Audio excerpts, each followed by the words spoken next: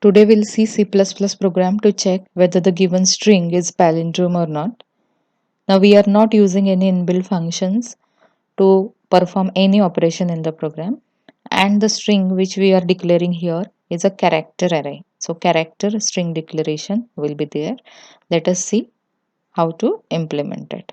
This is the program to check whether the given string is palindrome or not. Let us start with line number 10, main function. So here we have two arrays of characters, that is strings. One is a array which contains the original string, and we are taking one more array of characters, that is a underscore reverse, to store the reverse string. So the steps which we'll be following is, the first, user will input the string. After that we are going to find the length of the string by using our logic. We are not using inbuilt function. Then we'll be reversing the string by using a loop, and then will be checking whether the reverse string and the original string both are equal, and then we'll display about the palindrome. Now line number 14 and 15, we are accepting a string from the user in a. Okay, so a is our original string. After that, this for loop, line number 17, is used to find out the length of the string. So whenever this string is stored in a variable, so it store at the location starting from the 0. Suppose my input string is C++, then C will be stored at a of 0, plus will be stored at a of 1, and one more plus will be stored at a of 2, and a of 3 will have a slash 0. This is a character which I am highlighting, a slash 0 to indicate the end of the string. So we are making use of that slash 0 to reach up to the end of the string. Okay, so how to reach, even if we have allocated 50 spaces for that string A, but we are utilizing very few of them. So we have to calculate length based on this logic. So this for loop starts with location 0, and it will end when slash 0 is detected in the string, and it will increment the length. So initially you can see on line number 13, the length is assigned to 0, and here it will increment by 1 as it will find out the characters in the string. So it will count the length of the string, and it will store in a len variable, len variable. Now this line number 20, this loop is to use to reverse the given string. So we are going to store the reverse string in another array called as a reverse, so that we'll get the complete reversed string in the separate array. So here a variable j will start from len minus 1. So as if we have len 3, our this pointer will vary from 2 to 0, that is total 3. So that is the reason len minus 1. After that, the condition is, till this j is greater than or equal to 0, we have to continue, and we have to decrement it. Suppose the length of the string is 3, so it will start with 2, and it will increment by 1, then it will become 1, then 0. So in reverse order we are going. That is the reason the minus minus sign is used. Now you can see here, now right now this a is pointing to the last character of string. Okay, so we are copying that last character to the first character of reverse string. Okay, so this I, you can observe this I is the index of reverse string, and it is initialized to 0 on line number 13. So this zeroth character of reverse string is the last character of our original string. So we are incrementing the I, because once the last character is stored at first location, the next character will be stored in the second one, and it will go on incrementing.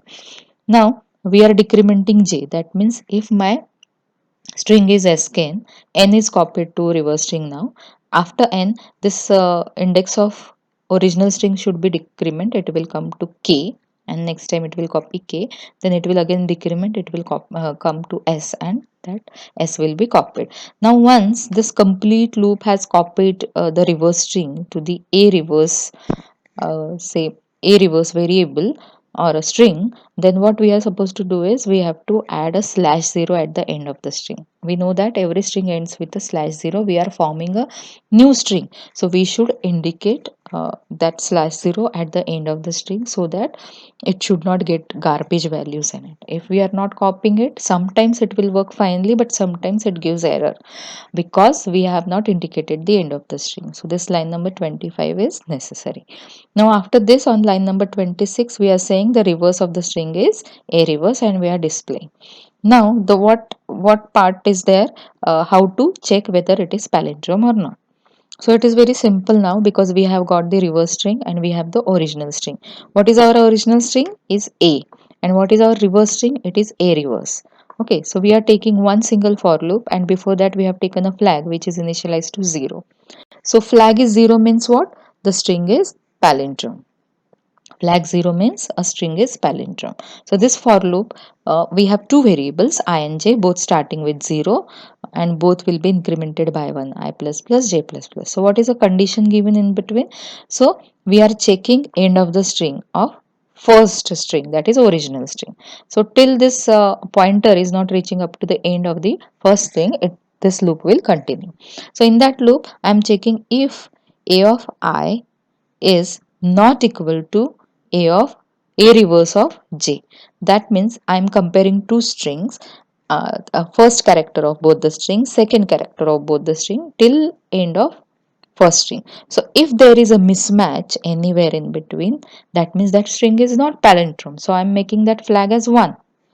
Okay, you understood this line, that whenever I am getting a mismatch between characters of the original string and the reverse string, I am making a flag 1 to indicate that the string is not palindrome. But if it is matching for all the characters, flag will remain 0.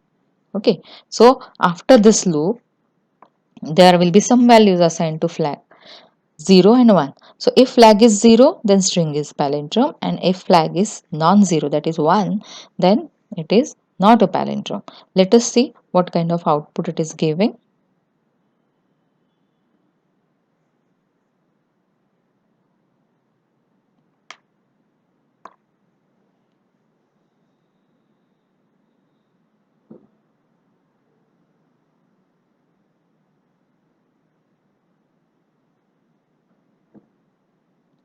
I am entering a string over here, skncoe.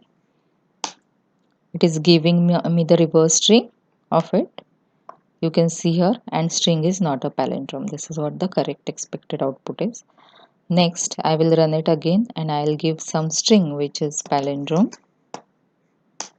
Now I have inputted madam. In reverse also it is madam. So output is string is palindrome. This is how we can write a program without using any inbuilt function.